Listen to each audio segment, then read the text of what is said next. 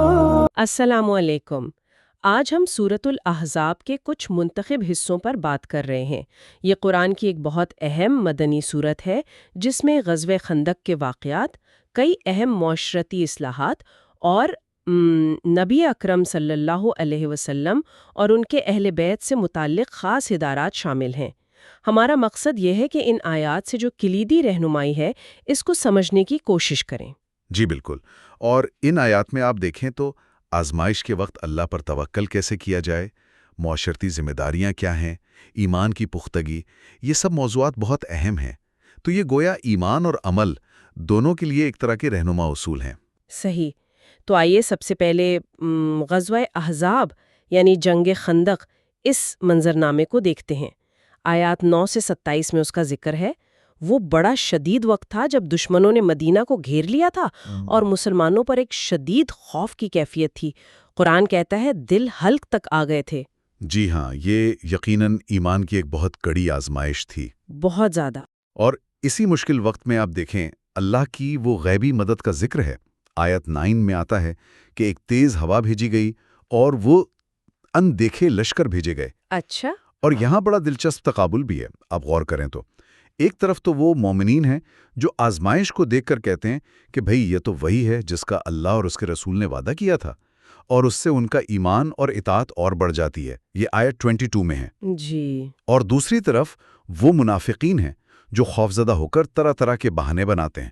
وہ سوچتے ہیں بلکہ کہتے ہیں کہ اللہ اور رسول کے وعدے تو بس ایک فریب تھے۔ آیات 12، 13 اور 19، 20 میں اس طرف اشارے ملتے ہیں۔ یہ واقعی بڑا واضح فرق ہے کہ ایک ہی حالت میں دو بالکل مختلف رد عمل سامنے آ رہے ہیں، اور شاید اسی لیے آیت 21 میں نبی اکرم صلی اللہ علیہ وسلم کو اسوہ حسنہ قرار دیا گیا، یعنی بہترین نمونہ۔ بالکل۔ خاص طور پر ان کے لیے جو اللہ اور یوم آخرت کی امید رکھتے ہیں، یعنی اس شدید بحران میں بھی پیروی کے لیے بہترین مثال سامنے رکھ دی گئی۔ جی، اور یہ نمونہ صرف جنگ تک ہی نہیں تھا۔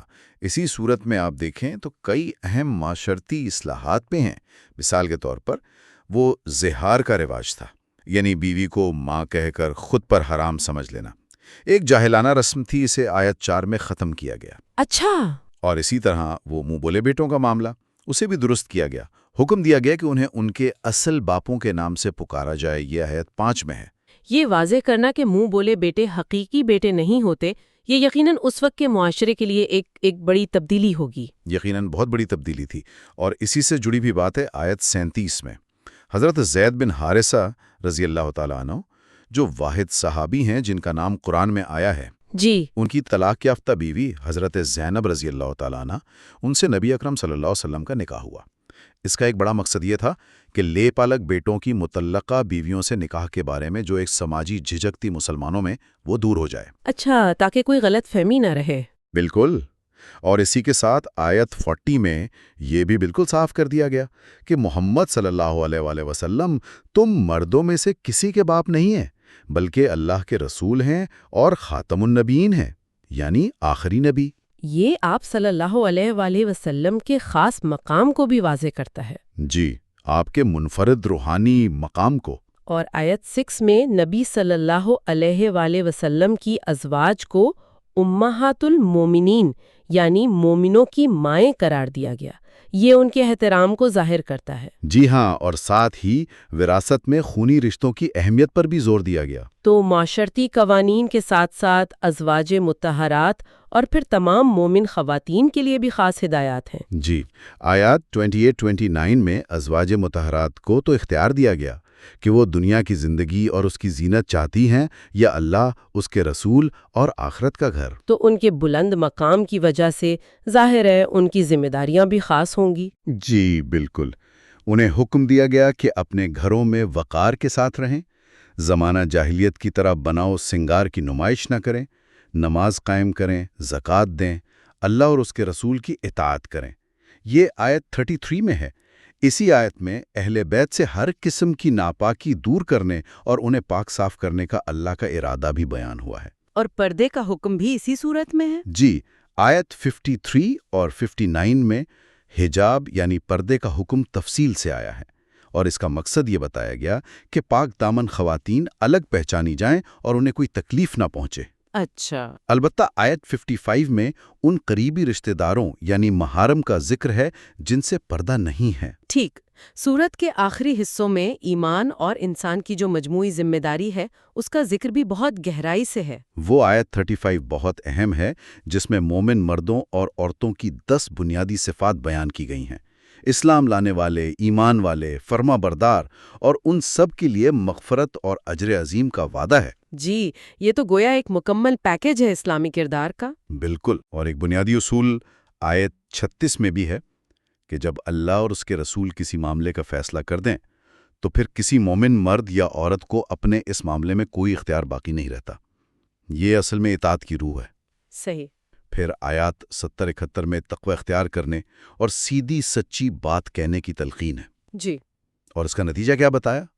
اعمال کی اصلاح اور گناہوں کی بخشش۔ اور آخر میں وہ مشہور امانت والی آیات ہیں 72 اور 73، وہ عظیم ذمہ داری جسے آسمانوں، زمینوں اور پہاڑوں تک نے اٹھانے سے انکار کر دیا، مگر انسان نے اسے اٹھا لیا، اور انسان کے بارے میں کہا گیا کہ وہ ظالم اور جہول تھا۔ یہ تو بہت ہی گہرا نقطہ ہے۔ واقعی بہت گہرا۔ یہ امانت کیا ہے؟ اس کی مختلف تفسیریں ہیں، لیکن عام طور پر اسے شریعت کی پابندی، اللہ کے احکامات کی پیروی اور وہ اختیار سمجھا جاتا ہے جو انسان کو نیکی اور بدی کے انتخاب کے لیے دیا گیا ہے۔ یہ اصل میں انسان پر ڈالی گئی سب سے بڑی، سب سے بھاری ذمہ داری کی طرف اشارہ ہے۔ تو گویا اس کا صحیح استعمال کامیابی ہے اور غلط استعمال بالکل، غلط استعمال ناکامی اور خسارہ ہے۔